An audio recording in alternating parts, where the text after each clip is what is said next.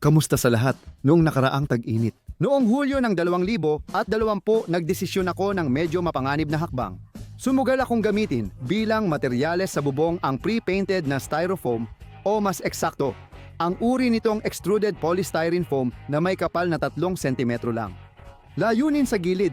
Sa mga larawang ito, ikalawang taglamig na, kaya ibinabahagi ko ang aking karanasan sa materyales na ito. Sigurado akong ikagugulat ito ng marami. Gusto ko ring magbigay ng buod para sa 2021. Marami sa mga ito ay nakadepende sa desisyong ito.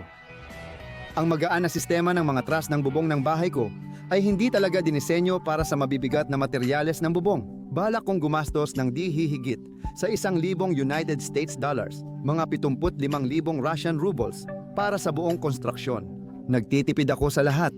Ang P1,000 ay hindi lang para sa bubong, kundi para sa buong bahay o mga materyales dahil ako mismo ang nagtatayo. At ang sarili kong trabaho para sa sarili ko ay hindi namin binibilang dito. Hindi kami Amerikano. Ang pangunahing nagdadala ng bigat na balangkas ay gawa sa guwang na peking kahoy at ang pansamantalang tigas para hindi bumagsak ang buong estruktura ay sinisiguro ng mga pahilis na suporta mula sa pinakamanipis na profile na tubo na may nakawelding na mga tornilyo. Matapos mapuno ang balangkas ng pader, maaari na itong alisin. Sa bahay na 50 metro kwadrado, tingin ko nagamit ko na ang pinakakaunting tabla. Maliban sa balangkas, pati na rin ang sahig ng ikalawang palapag. Gumamit ako ng tabla sa pagtakip ng windboard at pagsara ng harapan, pero naubos din agad. Hindi perpekto ang tabla, kaya't pinakamadaling ikabit ito sa ganitong paraan. Lahat ng kahoy ay hindi unang klase, kundi tira-tira mula sa nakaraang mas mataas ang budget na konstruksyon. Semi-mansard ang ikalawang palapag at syempre may mga bintanang mansard ito. Nagdesisyon kaming gawin iyon gamit ang 2 sirang bintana at mga nabili naming murang bintana. Nag-sponsor bago mag-install ng bubong.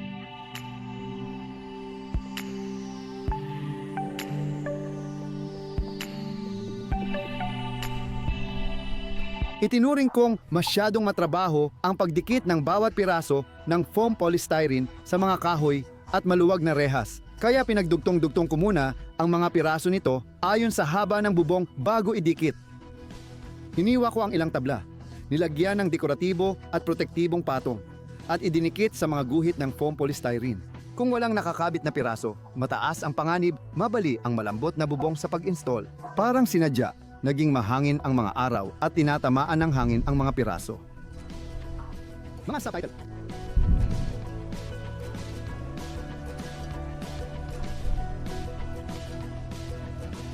Nagsimula na ang proseso. Idinikit ko ang mga piraso sa balangkas at pinalakas gamit ang tornilyo at kahoy. Kwento ko sa video na ito kung paano ko ginawa ang bubong na ito at lahat ng iba pang mga detalye na susunod pa. Tapos na ang mga detalyadong video, kaya huwag kalimutang mag-subscribe. Nasa ibaba ng video ang lahat ng kaugnay na link.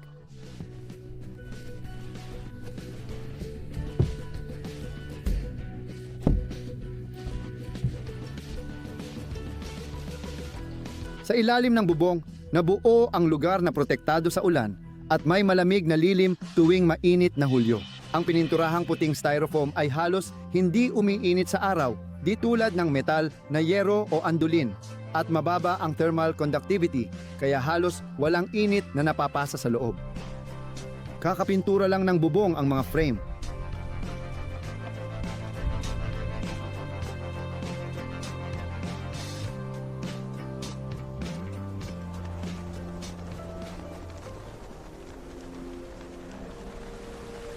Unang mga yelo, unang mga pag-ulan ng taglamig.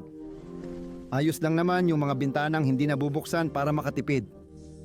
Pangunahing layunin nila ay magpasok ng liwanag at nagagawa nila ito. Nililinis sila ng ulan, niyebe at yelo.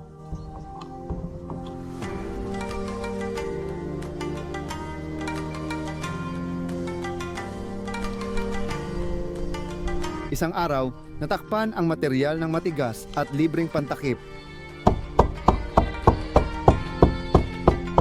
Pero hindi nagtagal, ilang araw lang iyon. Matagumpay ding nalampasan ni Crab Roast ang matinding lamig. Sa 35 degrees na init at 25 degrees na lamig, walang napansing thermal expansion o pag-urong. Ang ikalawang bahagi ng nakaraang taglamig ay naging sobrang mas snow.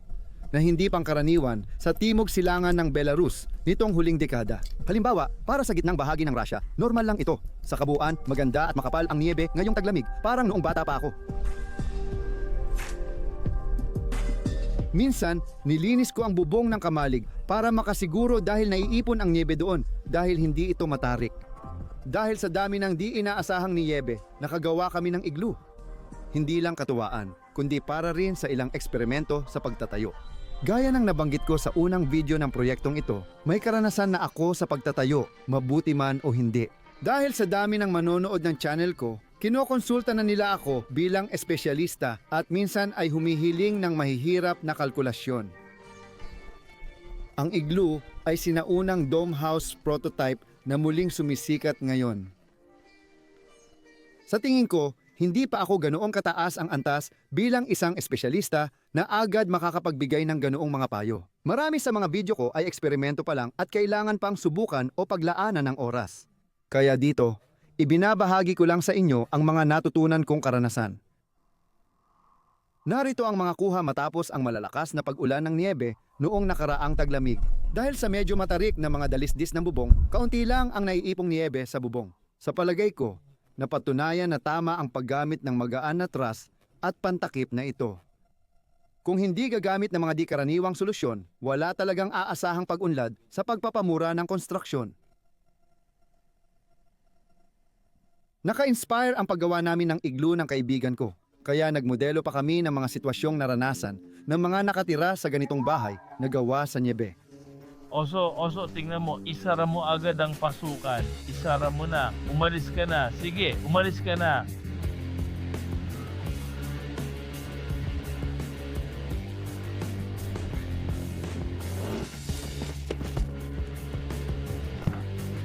Ang 20 to 30 sentimetrong niebe ay mahusay sa soundproofing at insulation.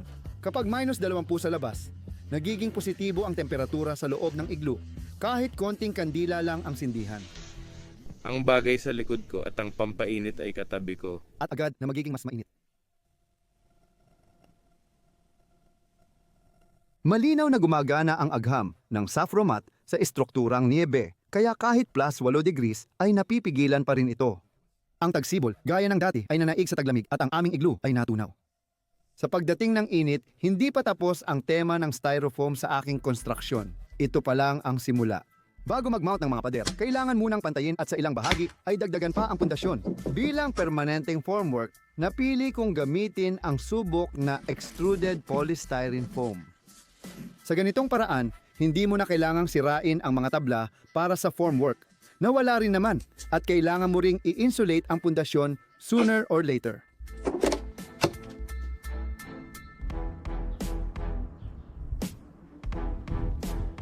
Sa simula, dahil sa inspirasyon mula sa ilang YouTube channels, gusto kong gamitin ang mga lumang materyales sa pag-armas at pagpuno ng pundasyon. Ang ilan dito, gaya ng basag na ladrilyo, ay nabuo sa lugar dahil sa dating pagkakamali sa konstruksyon. Ngayon, sigurado akong hindi dapat gawing ladrilyo ang bukas na gulong. Ang eksperimento sa ganitong klaseng konstruksyon ay hindi nagustuhan ng marami, pati na rin ako, kaya nagpasya akong hindi na ulitin pa ito. Pwede namang gumamit ng gamit na materyales, pero parang ukay-ukay lang at nakakalungkot. Sanay na rin tayo na kapag bumili ka ng kotse, agad tinatanong, anong taon yan? Minsan nakakalimutan natin na ang kotse, tulad ng pantalon at kamiseta, ay talagang binibili ng bago. Kaya nag-effort ako at ginawa ko ang pangalawang kalahati ng pundasyon gamit ang klasikong konkreto. Buhangin, graba, semento at tubig, lahat bago. Sa kabila nito, yung pinakamahal na sangkap na semento, mas kaunti ang nagamit kumpara sa ginamit sa tinibay na ladrilyo, kaya halos pareho lang din ang nagastos. Halos 1 taon na ang bubong ko sa mga kuhang ito. May isang bagay na di ko inisip pero nangyari noong huling taglagas. Sa maikling panahon, sinimulang tukain ng mga ibon ang bahagi ng bubong na gawa sa styrofoam sa may tuktok. Tanging sa tuktok lang nila ito ginagawa dahil doon lang sila komportabling makapwesto. Madali itong mapipigilan kung gagamit ng klasikong tuktok na gawa sa metal. Sa lahat ng iba pa, ang bubong na may kasamang insulation na nagkakahalaga lang ng 8,000 Russian rubles o $110 ay nagpakita ng nakakagulat na magandang performance. Kaya naman, nang dumating na sa paggawa ng mga pader, wala na akong ibang isinasaalang-alang kundi itong murang materyales na ito. Dahil may konting karanasan ako sa composite, nagdesisyon akong mag-eksperimento pa. Pinagdikit ko ang mga polystyrene na kasukat ng buta sa balangkas at nilagyan ng plaster na pandikit sa magkabilang gilid. Para sa sistema ng thermal insulation, gumamit ako ng alkali-resistant na fiberglass mesh bilang pampalakas. Ginawa ko ang mga trabaho habang nakahiga ang mga pader na gagawin pa lang. Kaya kahit wala akong karanasan sa pagpaplaster, nagawa kong makuha ang kalidad ng ibabaw na sapat na para sa paglalagay ng finishing na patong. Pagkatapos tumigas ng halo, ipinasok at ikinabit ang mga bahagi ng pader sa mga butas. Ganito itsura ng unang pader gamit ang pabilog na lente, at ganito kapag linear ang kuha.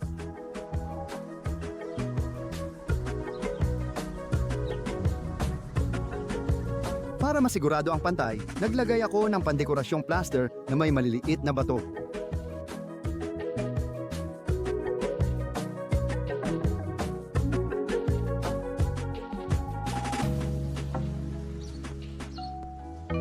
Pagkatapos, nag-ipon ako ng polystyrene para sa lahat ng natitirang pader at higit pa. Sa simula ng tag-init, nakuha kong mabili ang material sa napakagandang diskwento. Agad na nafresado at ginaspang ang mga panel para dumikit ang pandikit tapos minamarkahan ng ganito. Hindi ito advertisement. Pinili ko ang pinakamurang plaster at insulation na mabibili ko. Halimbawa, ito, winter na halo na malapit nang mag-expire ang shelf life sa loob ng 1 buwan. Sa tag-init, ginamit ko ang winter na halo. Mas nagustuhan ko pa ngang magtrabaho gamit iyon. Mas mabilis tumigas kaya napapabilis ang proseso. Ang dali lang, kaya pati aso tinangkang tumulong at muntik na niyang magawa.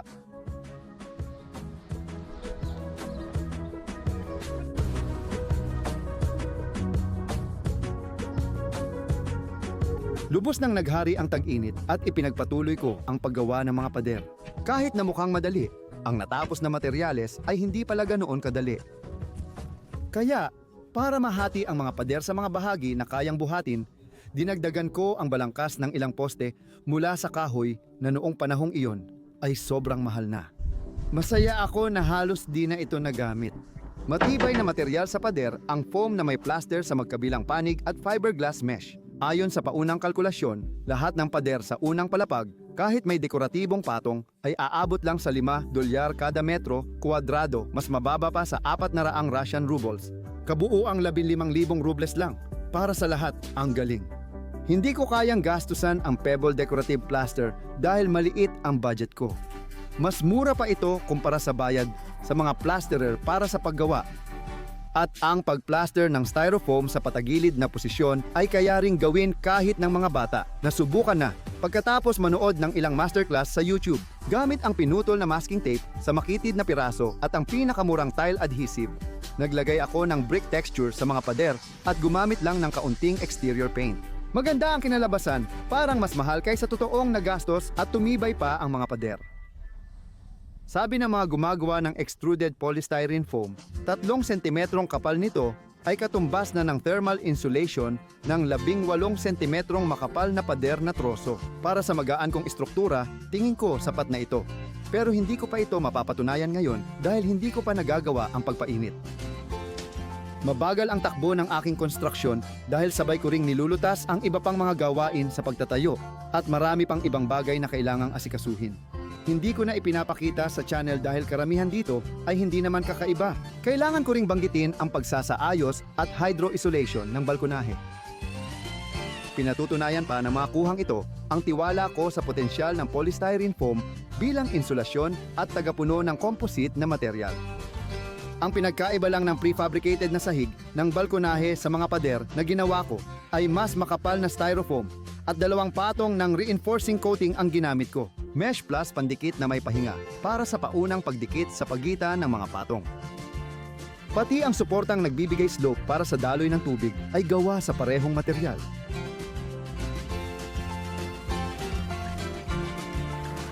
Pinahiran ko ng waterproofing at naglagay ng ceramic granite. Kung hindi ako seryosong naniniwala sa material, syempre, hindi ko ito ipapanganib ng ganito. Para maintindihan, kailangan mahawakan ito. Madali lang gumawa ng sample para mapatunayan kung karapat-dapat ang material sa atensyon. Ang styrofoam na bubong ay tumagal hanggang ikalawang taglagas. Ang pagkakaroon ng sariling bahay, maliit o malaki, ay mas maraming gawaing bahay kaysa sa mga nasa apartment. Heto na tayo. Inaayos namin ang natirang sanga mula sa pagputol ng puno, nag-iipon ng damo para sa ihawan, at ginagawang organikong material ang mga sanga para sa taniman. Karaniwan, kung nasaan ang bahay, nandoon din ang hardin at taniman.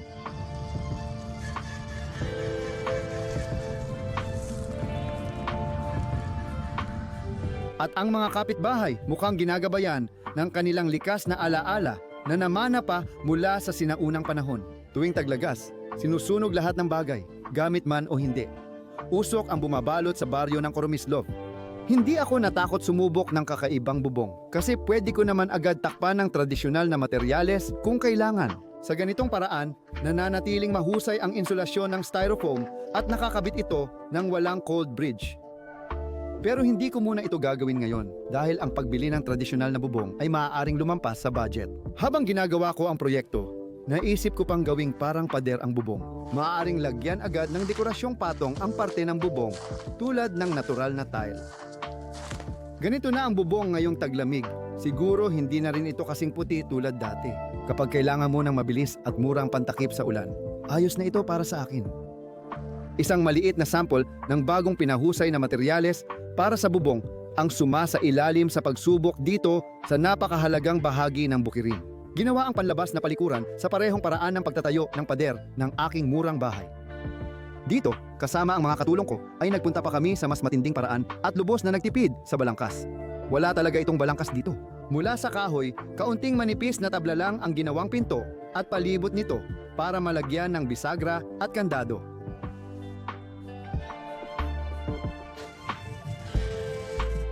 Patuloy akong nag-eeksperimento at sumusubok ng iba't ibang sangkap para makuha ang iba't ibang katangian ng patong. Plano ko ring gumawa ng video tungkol sa pagsubok ng mga pader, pero hindi ko pa alam kung anong pagsubok ang gagawin ko.